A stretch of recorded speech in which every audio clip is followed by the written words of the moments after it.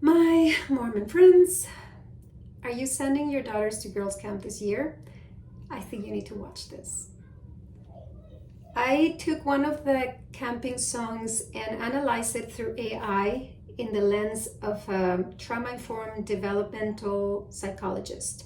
Just curious to know what singing this song in that group setting in a religious sort of retreat does to the psychology of a young teenage girl. Point one, rigid gender role indoctrination. This song promotes a binary, narrow, and prescribed identity for girls. We are the Mormon girls. Their identity is immediately defined in relation to their religion and gender. We wear our hair in curls. That enforces a culturally idealized feminine, innocent, and modest appearance. We don't wear mini skirts.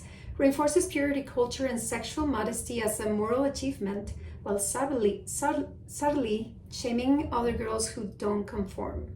These messages shape self-policing behaviors around dress, expression, joy, internalized misogyny, especially against girls, women seen as less modest, and identity development that relies on external validation and group approval rather than internal authenticity. Point two, romanticizing eternal marriage as a core identity. Lines like, "One day I'll be his wife, we'll have eternal life," send an early message that a girl's spiritual fulfillment and salvation are conditional to a marriage to a worthy man. This promotes over-identification with future partnership instead of developing a self. Emotional dependency on male figures as protectors, saviors, or spiritual mediators. Disempowerment because eternal life is framed as something received through being chosen rather than innately owned. This severely limits a girl's perception of her worth outside of a heteronormative marriage structure. Point three, internalized male-centered spiritual hierarchy. The very structure of the song centers around the adoration of the Mormon boy who knows most everything from Alma down. He's a pride and joy, is a source of future salvation, and this creates a spiritual double standard. Males are seen as the knowledge holders, the leaders, the worthy partners, and females as supporters, the lighters, helpers, never spiritual authority.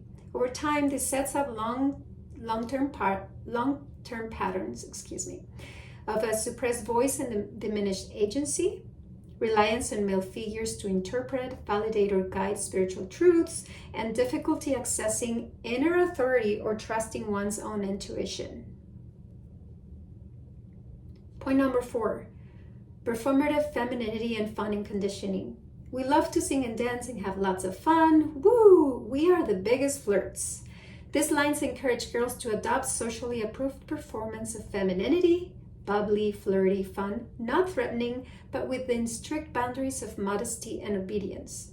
This primes girls for fun in behavior later in life, prioritizing being likable, agreeable, and low maintenance, suppressing boundaries, authenticity, or pain to remain accepted, associating identity with pleasing others, especially men.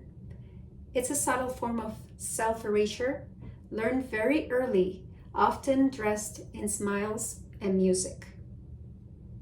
Number five, peer bonding through indoctrination. Because the song is upbeat, catchy, and group sung at camp, often accompanied by cheers and laughter, it creates emotional reinforcement to these beliefs. Singing together in unison builds a sense of belonging, fun, and unity. But the actual content of what's been sung wires harmful beliefs into the nervous system in a feel-good environment. This makes them harder to deconstruct later in life because they're attached to nostalgia and belonging. This is how soft indoctrination, what feels good, is remembered as truth, even when it's psychologically harmful. Point six, suppression of authentic development. By idealizing a narrow, heteronormative, marriage-focused path, girls are discouraged from exploring their sexuality, leadership roles, intellectual independence, ambitions unrelated to motherhood or partnership. This constrains the development of ego strength, authentic self-worth, agency and boundaries, healthy sexuality, And many adult women who were exposed to this kind of programming later report feeling ashamed for wanting anything outside of the worthy wife narrative, struggling with emotional numbness, repression, or sexual dysfunction, fear of disappointing their community or God by being themselves.